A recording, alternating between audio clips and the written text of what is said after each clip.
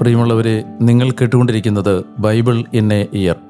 ഒരു വർഷം കൊണ്ട് വിശുദ്ധ ബൈബിൾ വായിച്ച് മനസ്സിലാക്കാൻ സഹായിക്കുന്ന ഈ ദൈവവചന വായനാ പദ്ധതി നിങ്ങളിലേക്ക് എത്തിക്കുന്നത് അസെൻഷൻ. ഞാൻ ഡാനിയലച്ചൻ. വചന വായനയിലൂടെ ദൈവസ്വരം കേൾക്കാനും ദൈവത്തിൻ്റെ കണ്ണുകളിലൂടെ നമ്മുടെ ജീവിതത്തെ നോക്കിക്കാണാനും ബൈബിളിലൂടെ മനോഹരമായ ഒരു യാത്രയ്ക്ക് നിങ്ങളെ ഞാൻ ക്ഷണിക്കുകയാണ്. വിശുദ്ധ വേദപുസ്തകത്തിലെ 73 ഗ്രന്ഥങ്ങളിലായി പരന്നു കിടക്കുന്ന മനുഷ്യരക്ഷയുടെ മഹാസംഭവം ഒറ്റപ്രമേയമായി വായിക്കുന്നതിന് the great adventure Bible timeline എന്ന വായനാ സഹായിയാണ് നമ്മൾ ഉപയോഗിക്കുന്നത്. നിങ്ങൾക്ക് റീഡിംഗ് പ്ലാൻ ആവശ്യമുള്ളവർക്ക് BIYindia.com/മലയാളം എന്ന ലിങ്കിൽ അത് ലഭ്യമാണ്. ഇന്ന് 238-ാമത്തെ ദിവസം. ഇന്ന് വായിക്കുന്ന വചനഭാഗങ്ങൾ ജെറമിയ പ്രവചനം അധ്യായങ്ങൾ 20-ഉം 21-ഉം. ദാനിയേൽ പ്രവാചകന്റെ പുസ്തകത്തിൽ നിന്ന് ഇന്ന് വായന ആരംഭിക്കുന്നു. അധ്യായങ്ങൾ 1-ഉം 2-ഉം. ഒപ്പം സുഭാഷിതങ്ങൾ 15-ാം അധ്യായം 25 മുതൽ 28 വരെയും നമ്മൾ വായിക്കുന്നു. നമുക്ക് വചനം വായിച്ചു തുടങ്ങാം. നാം വചനം വായിക്കുമ്പോൾ വചനം നമ്മെ വായിക്കുകയാണ്. ജെറമിയ അധ്യായം 20. പാഷൂറുമായി വിവാദം. ഇമ്മറിൻ്റെ മകനും കർത്തൃഭവനത്തിലെ മുഖ്യ മേൽനോട്ടക്കാരനുമായ പാഷൂർ എന്ന പുരോഹിതൻ ജെറമിയ ഇക്കാര്യങ്ങൾ പ്രവചിക്കുന്നത് കേട്ടു. പാഷൂർ ജെറമിയ പ്രവാചകനെ പ്രഹരിച്ച് കർത്തൃഭവനത്തിലേക്കുള്ള മുകളിലെ ബെഞ്ചമിൻ കവാടത്തിൽ ഒരു മുക്കാലിയിൽ കെട്ടിയിട്ടു. പിറ്റേ ദിവസം പാഷൂർ ജെറമിയായെ മുക്കാലിയിൽ നിന്ന് വിടുവിച്ചപ്പോൾ ജെറമിയ അവനോട് പറഞ്ഞു, നിന്റെ പേര് കർത്താവ് വിളിക്കുന്നത് പാഷൂർ എന്നല്ല, മറിച്ച് ചുറ്റും ഭീകരത എന്നാണ്. കാരണം കർത്താവ് ഇങ്ങനെ അരുൾ ചെയ്യുന്നു, ഇതാ നിന്നെ ഞാൻ നിനക്കും നിന്റെ എല്ലാ പ്രിയപ്പെട്ടവർക്കും ഭീതിയാക്കി മാറ്റുന്നു. നിന്റെ കണ്ണുകൾ കാണുകെ അവർ തങ്ങളുടെ ശത്രുക്കളുടെ വാളാൽ നിബദിക്കും. യൂദാ മുഴുവനെയും ഞാൻ ബാബിലോൺ രാജാവിൻ്റെ കയ്യിൽ ഏൽപ്പിക്കും. അവൻ അവരെ പ്രവാസികളായി ബാബിലോണിലേക്ക് കൊണ്ടുപോവുകയും വാളാൽ വധിക്കുകയും ചെയ്യും. കൂടാതെ ഈ നഗരത്തിലെ സർവ്വസമ്പത്തും എല്ലാ ആദായവും വിലപിടിപ്പുള്ള സകലതും യൂദാ രാജാക്കന്മാരുടെ സമസ്ത നിക്ഷേപങ്ങളും അവരുടെ ശത്രുക്കളുടെ കയ്യിൽ ഞാൻ ഏൽപ്പിക്കും. അവർ അവ കൊള്ള ചെയ്ത് പിടിച്ചെടുത്ത് ബാബിലോണിലേക്ക് കൊണ്ടുപോകും. പാഷൂറെ, നീയും നിന്റെ വീട്ടിൽ പാർക്കുന്ന എല്ലാവരും അടിമത്തത്തിലേക്ക് പോകും. നീ ബാബിലോണിലേക്ക് പോവുകയും അവിടെ വെച്ച് മരിക്കുകയും അവിടെ തന്നെ സംസ്കരിക്കപ്പെടുകയും ചെയ്യും. നീയും നീ ആരോട് വ്യാജമായി പ്രവചിച്ചുവോ നിന്റെ ആ എല്ലാ പ്രിയപ്പെട്ടവരും. ജെറമിയായുടെ പരാതി. കർത്താവെ, അങ്ങ് എന്നെ വഞ്ചിച്ചിരിക്കുന്നു. ഞാൻ വഞ്ചിതനായി. അങ്ങ് എന്നെക്കാൾ ശക്തനാണ്. അങ്ങ് വിജയിച്ചിരിക്കുന്നു. ദിവസം മുഴുവൻ ഞാൻ പരിഹാസപാത്രമായി. എല്ലാവരും എന്നെ അപഹസിക്കുന്നു. എന്തെന്നാൽ ഞാൻ സംസാരിക്കുമ്പോഴെല്ലാം ഞാൻ കരഞ്ഞു വിളിച്ചു പറയുന്നു, അക്രമം, നാശം. എന്തെന്നാൽ കർത്താവിൻ്റെ വചനം ദിവസം മുഴുവൻ എനിക്ക് നിന്ദനത്തിനും പരിഹാസത്തിനും ഹേതുവായിരിക്കുന്നു. ഞാൻ അവിടുത്തെ ഓർക്കുകയില്ല, അവിടുത്തെ നാമത്തിൽ മേൽ സംസാരിക്കുകയില്ല എന്ന് ഞാൻ പറഞ്ഞു. എന്നാൽ എൻ്റെ ഹൃദയത്തിൽ അത് ദഹിപ്പിക്കുന്ന അഗ്നി പോലെയായിരുന്നു. എൻ്റെ അസ്ഥികൾക്കുള്ളിൽ അടച്ചിട്ടിരിക്കുന്ന അഗ്നി. അതുള്ളിൽ ഒതുക്കി ഞാൻ തളർന്നിരിക്കുന്നു. എനിക്ക് കഴിയാതെയായി. എന്തെന്നാൽ അനേകരുടെ മന്ത്രണം ഞാൻ കേൾക്കുന്നു. ചുറ്റും ഭീകരത. അപലപിക്കുവിൻ, നമുക്കവനെ അപലപിക്കാം. എൻ്റെ പതനം കാത്തിരിക്കുന്നവരായ എൻ്റെ ചങ്ങാതികളായ മർത്യരെല്ലാം പറയുന്നു, അവൻ കബളിപ്പിക്കപ്പെട്ടേക്കാം. അങ്ങനെ നമുക്കവനെ തോൽപ്പിക്കാം, അവനോട് പ്രതികാരം ചെയ്യാം. ഭീതിതനായ യോദ്ധാവിനെ പോലെ കർത്താവിൻ്റെ കൂടെയുണ്ട്. അതിനാൽ എന്നെ പിന്തുടരുന്നവർ ഇടറി വീഴും. അവർ വിജയിക്കുകയില്ല. തങ്ങൾക്ക് അഭിവൃദ്ധി ഉണ്ടാകാത്തതിനാൽ അവർ ഏറെ ലജ്ജിക്കും. നിത്യമായ അപമാനം വിസ്മരിക്കപ്പെടുകയില്ല. സൈന്യങ്ങളുടെ കർത്താവേ, നീതിമാനെ പരിശോധിക്കുന്നവനെ, ഉള്ളും ഉള്ളവും കാണുന്നവനെ, അവരുടെ മേലുള്ള അങ്ങയുടെ പ്രതികാരം ഞാൻ കാണട്ടെ. കാരണം ഞാൻ എൻ്റെ വ്യവഹാരം അങ്ങയെ ബോധിപ്പിച്ചിരിക്കുന്നു. കർത്താവിന് കീർത്തനം ആലപിക്കുവിൻ, കർത്താവിനെ സ്തുതിക്കുവിൻ. എന്തെന്നാൽ ദുഷ്ടരുടെ കയ്യിൽ നിന്ന് ദരിദ്രൻ്റെ ജീവനെ അവിടുന്ന് മോചിപ്പിച്ചു. ഞാൻ ജനിച്ച ദിവസം ശബ്ദമാകട്ടെ. എൻ്റെ അമ്മ എന്നെ പ്രസവിച്ച ദിനം അനുഗ്രഹീതമാകാതിരിക്കട്ടെ. നിനക്കൊരാൺകുട്ടി ജനിച്ചിരിക്കുന്നുവെന്നറിയിച്ചുകൊണ്ട് എൻ്റെ പിതാവിനെ അതിയായി സന്തോഷിപ്പിച്ചയാൾ ശബ്ദനാകട്ടെ.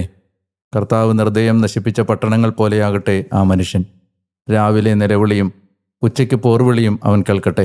കാരണം എൻ്റെ അമ്മ എൻ്റെ ശവകുടീരവും അവരുടെ ഗർഭപാത്രം എന്നെക്കൊണ്ടും നിത്യം നിറഞ്ഞതുമായിരിക്കും വിധം ഗർഭപാത്രത്തിൽ വെച്ച് അവൻ എന്നെ കൊന്നില്ല. എൻ്റെ ദിനങ്ങൾ അപമാനത്തിൽ അവസാനിക്കും വിധം അധ്വാനവും സങ്കടവും കാണാൻ എന്തിനാണ് ഞാൻ ഗർഭപാത്രത്തിൽ നിന്ന് പുറത്തു വന്നത്? ജെറമിയ അധ്യായം 21. ജെറുസലേം നശിപ്പിക്കപ്പെടും. സദക്കിയ രാജാവ് മൽക്കിയായുടെ മകനായ പാഷൂറിനെയും മാസയായുടെ മകനായ പുരോഹിതൻ സെഫനിയായെയും യെരമിയായുടെ അടുക്കലേക്ക് അയച്ചപ്പോൾ അവന് കർത്താവിൽ നിന്നുണ്ടായ വചനം. അവർ ഇങ്ങനെ പറഞ്ഞു: ബാബിലോൺ രാജാവായ നെബൂഖദ്നേസർ ഞങ്ങളോട് യുദ്ധം ചെയ്യുന്നതിനാൽ ഞങ്ങൾക്ക് വേണ്ടി കർത്താവിനോട് ആരാഞ്ഞാലും ഒരുപക്ഷെ കർത്താവ് ഞങ്ങളോടും തൻ്റെ അത്ഭുതകൃത്യങ്ങൾക്കനുസൃതം പ്രവർത്തിച്ചേക്കാം. അങ്ങനെ അവൻ ഞങ്ങളെ വിട്ടുപോയേക്കാം.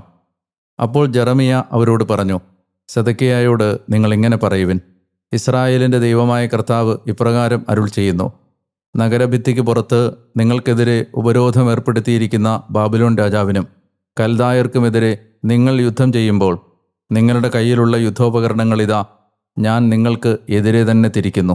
അവരെ ഞാൻ ഈ നഗരമധ്യത്തിലേക്ക് കൊണ്ടുവരും. നീട്ടിയ കരത്തോടെ, കരുത്തുറ്റ ഭുജത്തോടെ, കോപത്തോടെ, രോഷത്തോടെ, വൻ ക്രോധത്തോടെ നിങ്ങളോട് ഞാൻ തന്നെ യുദ്ധം ചെയ്യും. ഈ നഗരവാസികളെ, മനുഷ്യനെയും മൃഗത്തെയും ഞാൻ പ്രഹരിക്കും. മഹാമാരിയാൽ അവർ മരിക്കും.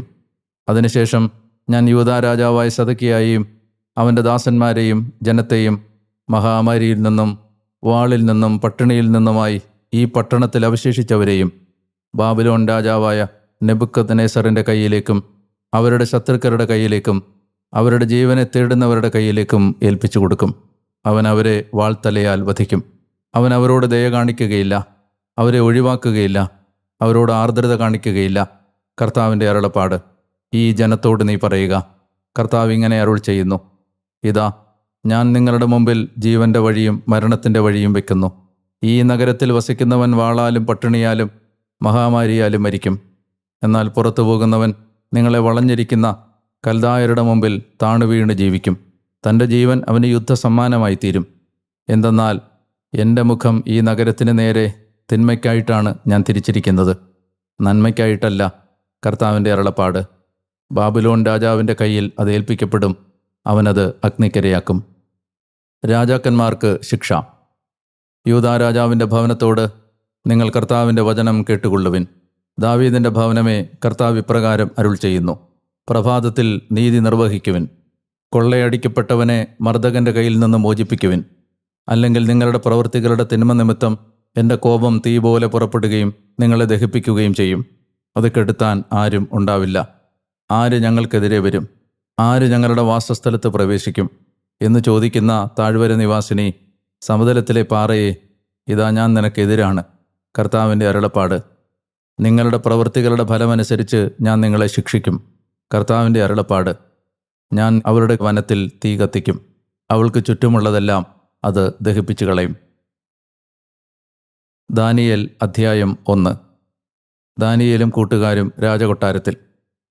യൂദാ രാജാവായ യെഹോയാക്കീമിൻ്റെ 3-ാം ഭരണവർഷം ബാബിലോൺ രാജാവായ നെബൂഖദ്നേസർ ജെറുസലേമിലേക്ക് വന്ന് അതിനെതിരെ ഉപരോധമേർപ്പെടുത്തി. യൂദാ രാജാവായ യെഹോയാക്കീമിനെയും ദേവാലയത്തിലെ മുഴുവൻ പാത്രങ്ങളും കർത്താവ് അവൻ്റെ കയ്യിൽ ഏൽപ്പിച്ചു കൊടുത്തു. അവൻ ഷീനാർ ദേശത്ത് തൻ്റെ ദേവന്മാരുടെ ആലയത്തിലേക്ക് അവ കൊണ്ടുപോന്നു. പാത്രങ്ങൾ അവൻ തൻ്റെ ദേവൻ്റെ ഭണ്ഡാരശാലയിൽ എത്തിച്ചു.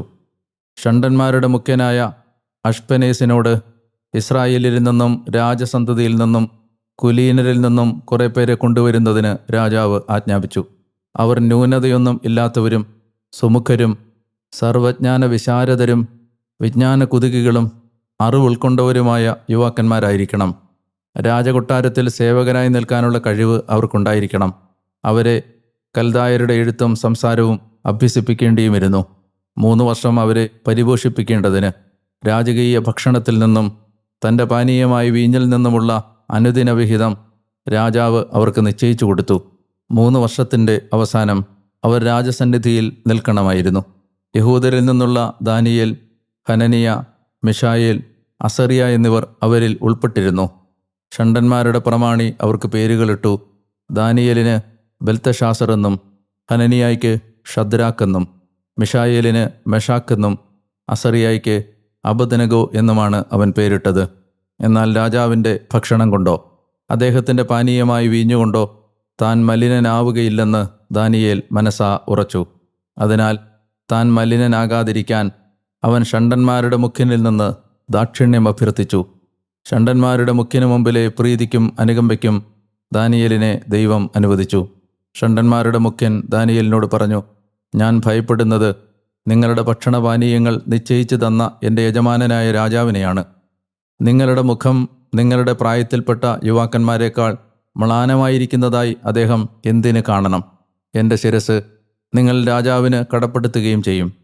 ദാനിയേൽ, ഹനനിയ, മിശായേൽ, അസറിയ എന്നിവരുടെ മേൽ ഷണ്ഡന്മാരുടെ പ്രമാണി നിശ്ചയിച്ചിരുന്ന വിചാരിപ്പുകാരനോട് ദാനിയേൽ പറഞ്ഞു, നിന്റെ ഈ ദാസന്മാരെ 10 ദിവസത്തേക്ക് ദയവായി പരീക്ഷിച്ചു നോക്കൂ.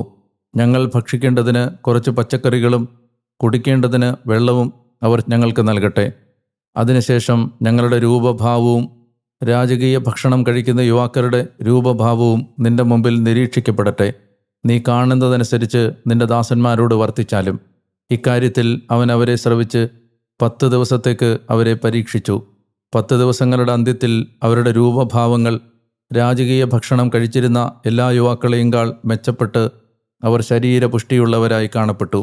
അതുകൊണ്ട് വിചാരിപ്പുകാരൻ അവരുടെ ഭക്ഷണവിഹിതവും അവരുടെ പാനീയമായി വീഞ്ഞും മാറ്റി അവർക്ക് സസ്യഭക്ഷണം നൽകി. ആ യുവാക്കന്മാർ 4 പേരായിരുന്നു. അവർക്ക് ദൈവം ഓരോ ലിഖിതത്തിലും ജ്ഞാനത്തിലും അറിവും ബുദ്ധിവൈഭവവും നൽകി. ദാനിയേലാകട്ടെ സകലവിധ ദർശനത്തിലും സ്വപ്നങ്ങളിലും ഉൾക്കാഴ്ചയുള്ളവനായിരുന്നു. അവരെ കൊണ്ടുവരാനായി രാജാവ് പറഞ്ഞിരുന്ന ദിവസങ്ങൾ തികഞ്ഞപ്പോൾ ഷണ്ഡന്മാരുടെ പ്രമാണി അവരെ നെബൂഖദ്നേസറിൻ്റെ മുമ്പിൽ കൊണ്ടുവന്നു. രാജാവ് അവരുമായി സംസാരിച്ചു. എന്നാൽ അവരെല്ലാവരിൽ നിന്ന് ദാനിയേൽ, ഹനനിയ, മിശായേൽ, അസറിയ എന്നിവർക്ക് തുല്യരായി ആരും കണ്ടെത്തപ്പെട്ടില്ല.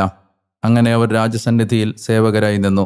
അവരിൽ നിന്നാണ് രാജാവ് ഉൾക്കാഴ്ച ജ്ഞാനത്തിൻ്റെ ഏത് കാര്യവും തേടിയത്.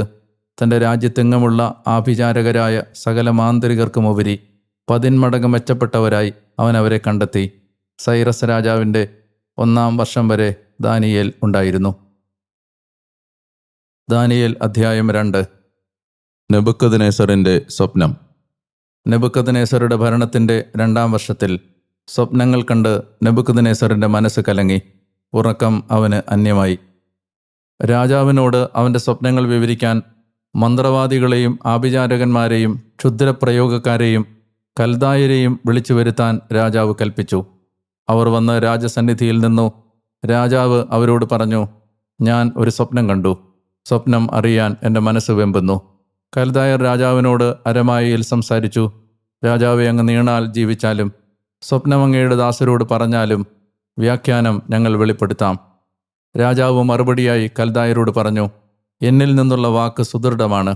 സ്വപ്നവും അതിൻ്റെ വ്യാഖ്യാനവും എന്നെ അറിയിക്കാത്ത പക്ഷം നിങ്ങൾ കഷണങ്ങളായി മാറ്റപ്പെടുകയും നിങ്ങളുടെ ഭവനങ്ങൾ കുപ്പക്കൂനയാക്കപ്പെടുകയും ചെയ്യും. എന്നാൽ സ്വപ്നവും അതിൻ്റെ വ്യാഖ്യാനവും നിങ്ങൾ വെളിപ്പെടുത്തുകയാണെങ്കിൽ സമ്മാനങ്ങളും പാരിതോഷികവും വലിയ ബഹുമതിയും എന്നിൽ നിന്ന് നിങ്ങൾ പ്രാപിക്കും. അതുകൊണ്ട് സ്വപ്നവും അതിൻ്റെ വ്യാഖ്യാനവും എന്നോട് വെളിപ്പെടുത്തുവിൻ. അവർ രണ്ടാമതും മറുപടിയായി പറഞ്ഞു, രാജാവ് സ്വപ്നം തൻ്റെ ദാസരോട് പറയട്ടെ, ഞങ്ങൾ വ്യാഖ്യാനം വെളിപ്പെടുത്തുന്നതാണ്. രാജാവ് മറുപടിയായി പറഞ്ഞു, നിങ്ങൾ സമയമെടുക്കുകയാണെന്ന് എനിക്ക് നന്നായി അറിയാം. എന്തെന്നാൽ എൻ്റെ വാക്കുറച്ചതാണെന്ന് നിങ്ങൾക്കറിയാം. സ്വപ്നം എനിക്ക് മനസ്സിലാക്കി തരുന്നില്ലെങ്കിൽ നിങ്ങളുടെ വിധി ഒന്ന് മാത്രമാണെന്നും അതിനാൽ സാഹചര്യം മാറി വരുന്നതുവരെ എൻ്റെ മുമ്പിൽ വ്യാജവും ദുഷിച്ചതുമായ സംസാരം നടത്താൻ നിങ്ങൾ ഒത്തുചേർന്നിരിക്കുകയാണ്. ആകയാൽ സ്വപ്നം നിങ്ങൾ എന്നോട് പറയുവിൻ. അതിൻ്റെ വ്യാഖ്യാനം എന്നോട് നിങ്ങൾ വെളിപ്പെടുത്തുമോ എന്ന് അപ്പോൾ എനിക്കറിയാം. കൽദായർ മറുപടിയായി രാജസമക്ഷം പറഞ്ഞു, രാജാവിൻ്റെ വിഷയം വെളിപ്പെടുത്താൻ കഴിയുന്ന ഒരാളും ഭൂമിയിലില്ല.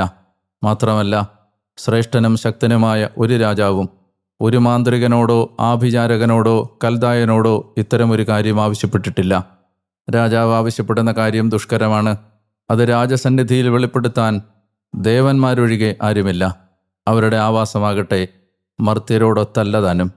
അപ്പോൾ രാജാവ് അത്യന്തം കോപാക്രാന്തനായി ബാബിലോണിലെ ജ്ഞാനികളെയെല്ലാം ഇല്ലാതാക്കാൻ കൽപ്പിച്ചു.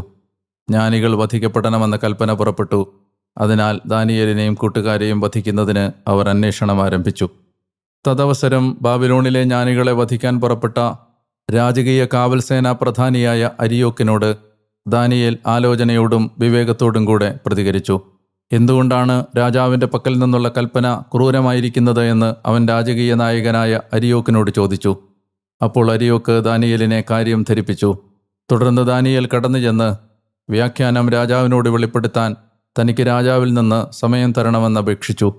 അനന്തരം ദാനിയേൽ തൻ്റെ വീട്ടിലേക്ക് ചെന്ന് തൻ്റെ കൂട്ടുകാരായ ഹനനിയ, മിശായേൽ, അസറിയ എന്നിവരെ കാര്യം അറിയിച്ചു. ബാബിലോണിൻ്റെ ശേഷിക്കുന്ന മറ്റ് ജ്ഞാനികളോടൊപ്പം ദാനിയേലും കൂട്ടുകാരും നശിക്കാതിരിക്കേണ്ടതിന് ഈ രഹസ്യത്തെ സംബന്ധിച്ച് സ്വർഗീയ ദൈവത്തിൻ്റെ സന്നിധിയിൽ നിന്ന് കരുണ യാചിക്കുന്നതിനായിരുന്നു അത്. തുടർന്ന് രാത്രിയിലുണ്ടായ ഒരു ദർശനത്തിൽ ദാനിയേലിന് രഹസ്യം വെളിപ്പെട്ടു. അപ്പോൾ ദാനിയേൽ സ്വർഗീയ ദൈവത്തെ സ്തുതിച്ചു.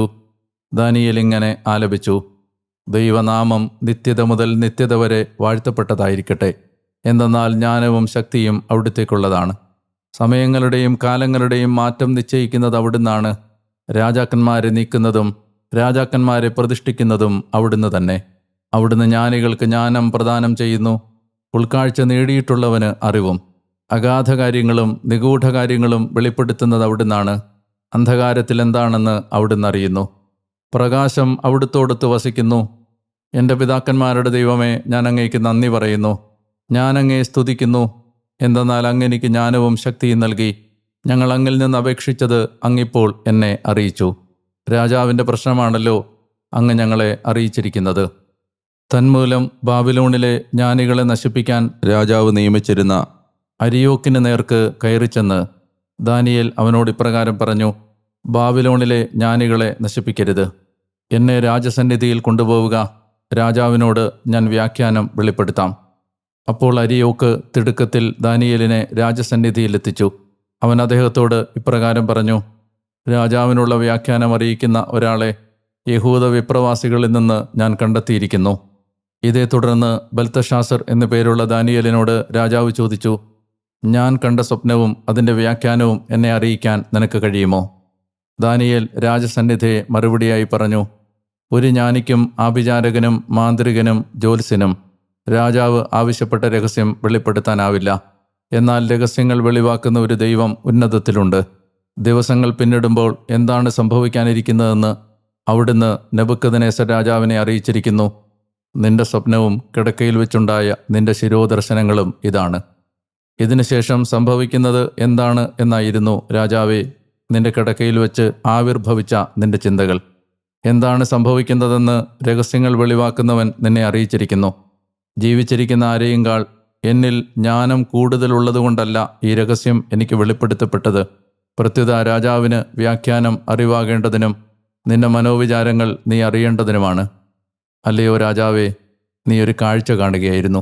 അതാ വലിയ ഒരു പ്രതിമ, വലുതും വെട്ടിത്തിളങ്ങുന്നതുമായ ആ പ്രതിമ നിന്റെ മുമ്പിൽ നിന്നു.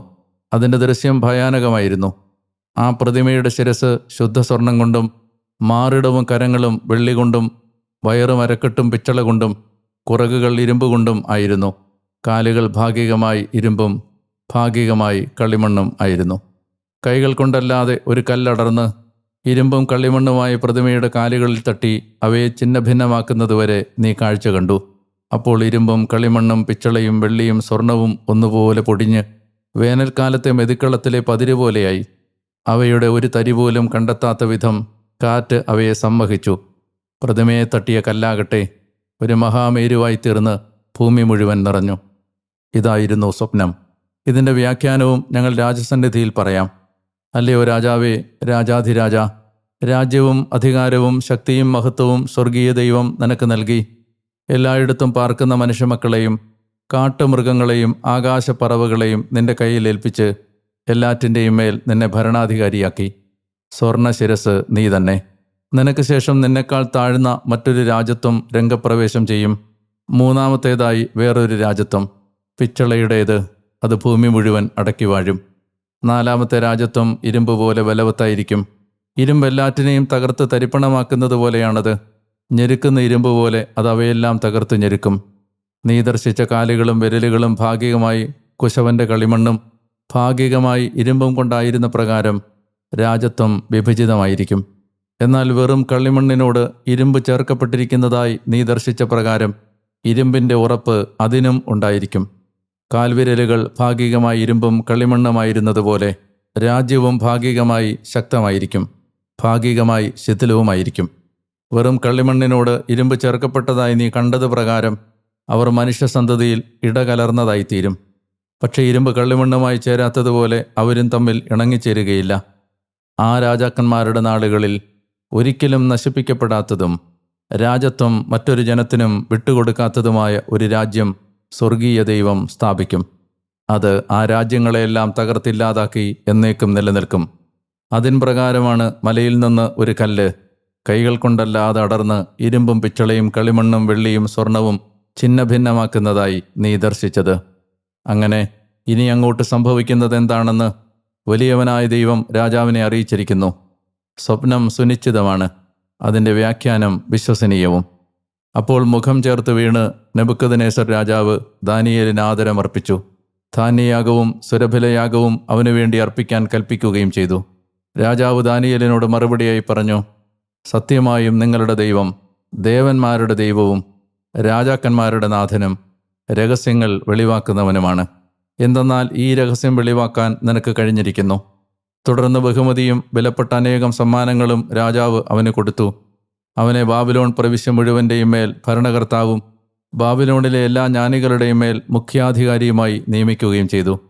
ദാനിയേൽ രാജസമക്ഷം അഭ്യർത്ഥിച്ചപ്പോൾ അദ്ദേഹം ഷദ്രാഖ്, മെഷാഖ്, അബദ്നെഗോ എന്നിവരെ ബാബിലോൺ പ്രവിശ്യയുടെ കാര്യനിർവഹണത്തിന് നിയമിച്ചു. ദാനിയേൽ രാജാവിൻ്റെ കോടതിയിലായിരുന്നു. സുഭാഷിതങ്ങൾ അധ്യായം 15 വാക്യങ്ങൾ 25 മുതൽ 28 വരെ. അഹങ്കാരികളുടെ ഭവനം കർത്താവ് നിലംപരിചാക്കുന്നു, വിധവയുടെ അതിർത്തി അവിടുന്ന് നിലനിർത്തുന്നു. അധർമ്മിയുടെ പദ്ധതികൾ കർത്താവിന് മ്ലേച്ഛതയാണ്, മോഹനോക്തികൾ ശുദ്ധങ്ങളാണ്. എങ്ങനെയും അന്യായ നേട്ടമുണ്ടാക്കുന്നവൻ സ്വഭവനത്തെ ദ്രോഹിക്കുന്നു, പാരിതോഷികങ്ങൾ വെറുക്കുന്നവൻ ജീവിക്കും. നീതിമാന്റെ മനസ്സ് പ്രത്യുത്തരിക്കാനായി ധ്യാനിക്കുന്നു, ദുഷ്ടരുടെ വായ് ദുഷ്കാര്യങ്ങൾ പുലമ്പുന്നു. പ്രിയമുള്ളവരെ, ഇന്ന് ജെറമിയായുടെ പ്രവചനത്തിൽ ജെറമിയ കടന്നുപോകുന്ന അഗാധമായ ഒരു ഹൃദയവേദന വചനത്തിൽ നമ്മൾ കാണുകയാണ്.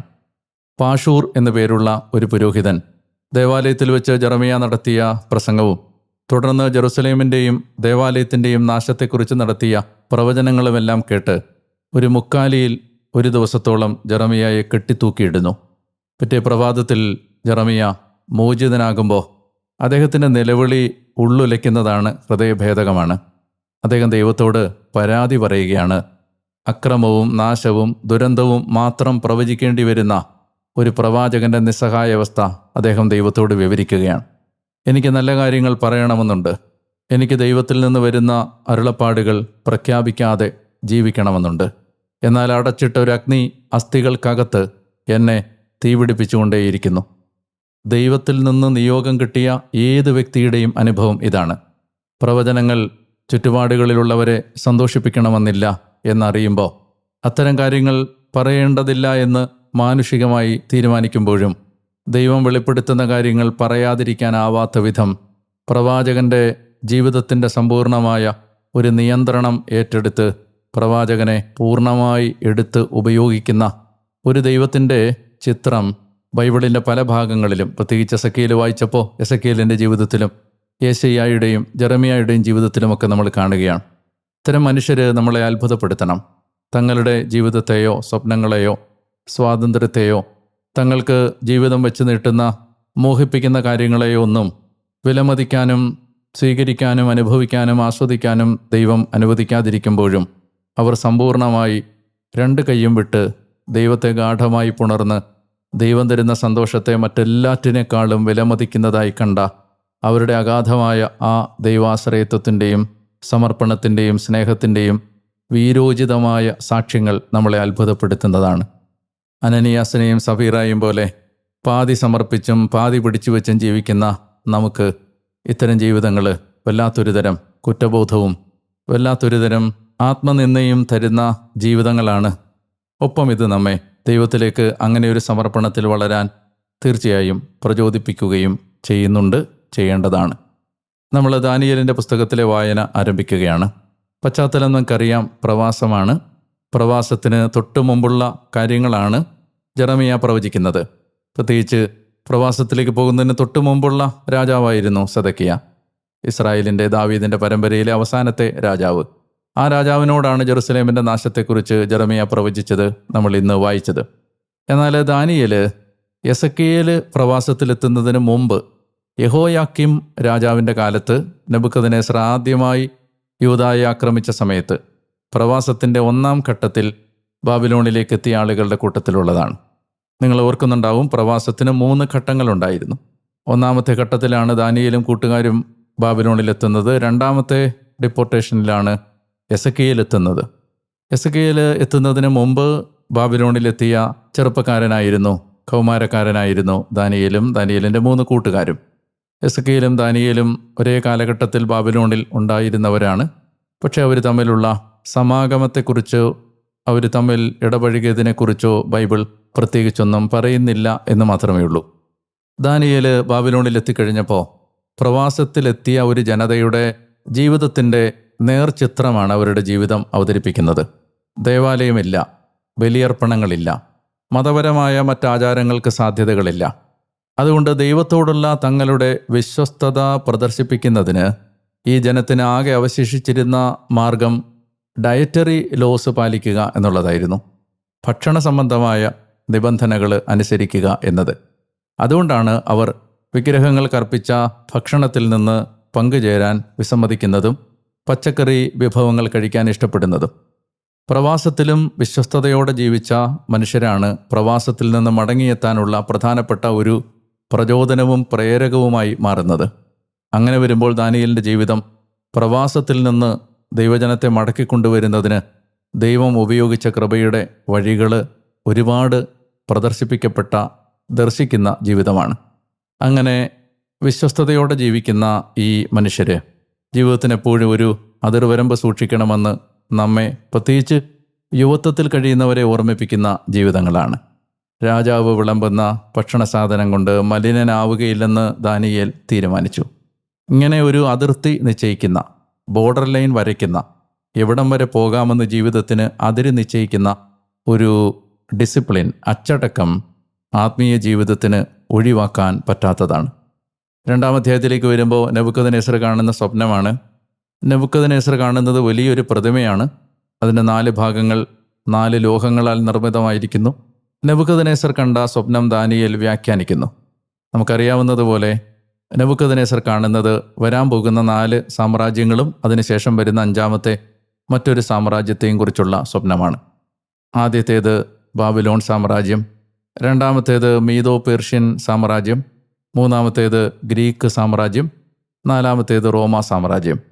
ഈ 4 സാമ്രാജ്യങ്ങൾക്ക് ശേഷം മലമുകളിൽ നിന്ന് ആരും തൊടാതെ അടർന്നു വന്ന ആ കല്ല്, ക്രിസ്തു എന്ന ആ മൂലക്കല്ല്, ഈ സാമ്രാജ്യങ്ങളെയെല്ലാം നാമാവശേഷമാക്കുകയും ആ കല്ല് ഒരു വലിയ മഹാപർവ്വതമായി വളർന്ന് ഭൂമി മുഴുവൻ വ്യാപിക്കുകയും ചെയ്യുന്നതാണ് ദൈവം ഈ ഭൂമിയിൽ സ്ഥാപിക്കുന്ന ദൈവരാജ്യം.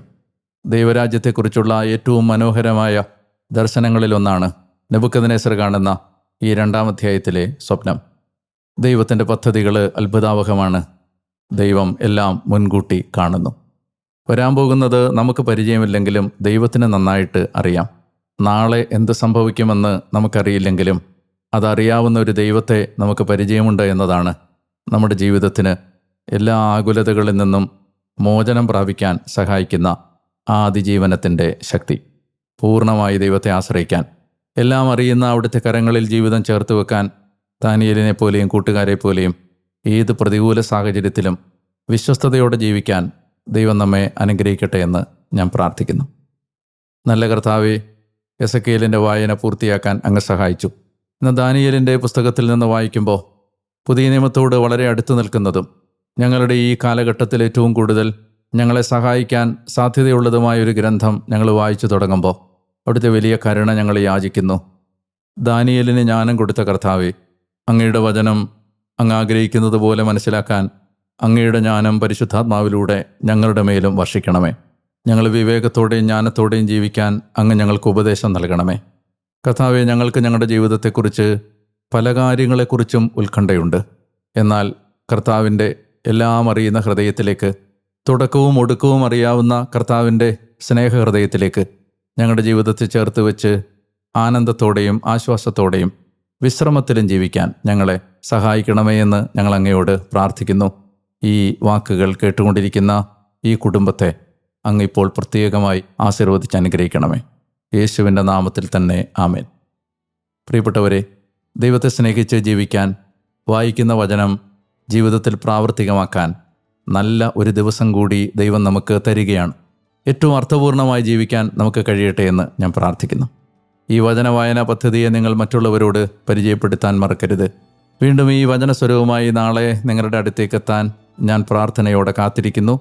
അതുവരെയും നിങ്ങളറിയണം, ഞാൻ ഡാനിയേലച്ചൻ, ഞാൻ നിങ്ങൾക്ക് വേണ്ടി സത്യമായും പ്രാർത്ഥിക്കുന്നുണ്ട്. എന്നെ നിങ്ങളുടെ പ്രാർത്ഥനകളിൽ ഓർക്കുക.